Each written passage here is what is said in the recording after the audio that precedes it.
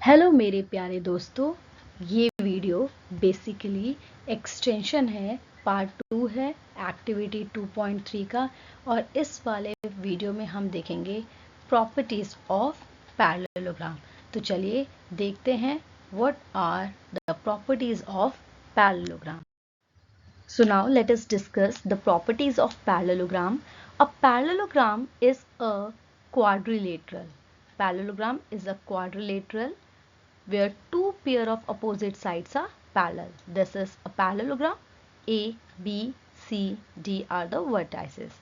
Now the first property is opposite sides are parallel and opposite sides are congruent. Now what are these opposite sides? AD is opposite to BC. So AD will be parallel to BC and AD will be equal to BC. Similarly, AB is parallel to DC. AB is parallel to DC and AB is equal to DC. Opposite मतलब very simple, आमने सामने।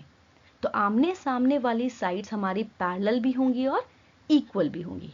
Now next is opposite angles are congruent. Congruent मतलब equal. Again opposite, opposite मतलब आमने सामने वाले। So angle A is equal to angle C और D के अपोजिट एंगल है B.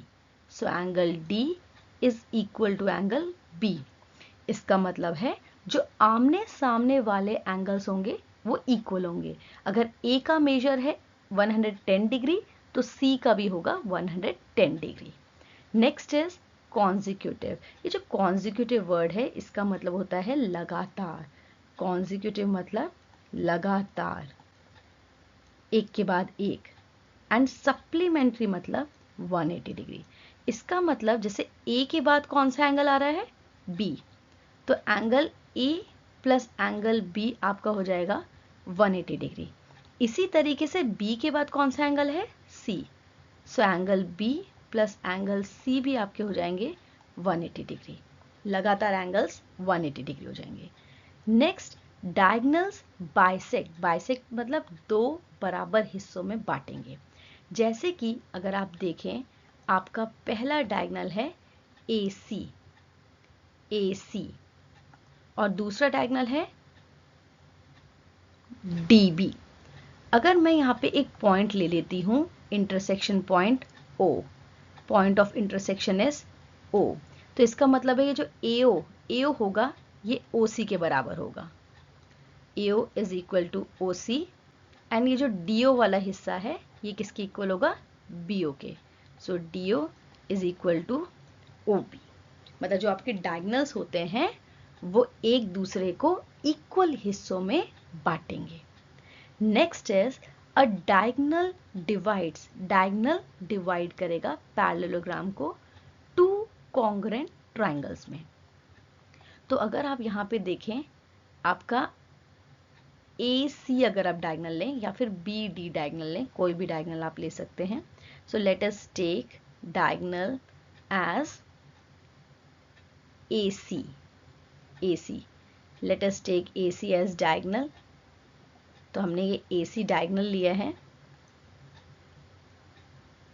AC is the diagonal।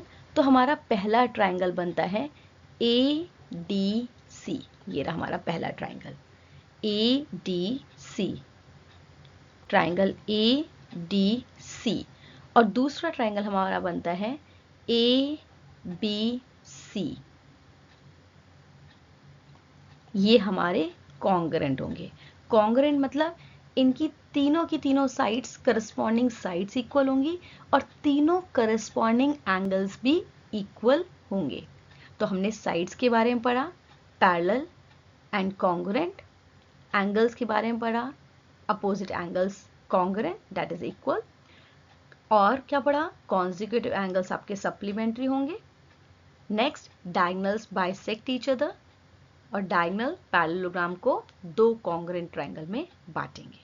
अच्छा, एक बात और, यहाँ पे मैंने आपको दो एग्जांपल दिए कॉन्जिक्यूटिव एंगल्स के, आप और भी ले सकते हैं। जैसे ए का अपोजिट एंगल कौन सा है, D. So angle A plus angle D भी आपका होगा 180 डिग्री और डी का पास वाला एंगल कौन सा है, C, so angle D plus सी भी 180 होगा। मतलब जो भी आपके पास पास वाले एंगल्स होंगे वो उनका सम क्या होगा, 180 डिग्री। Okay, thank you.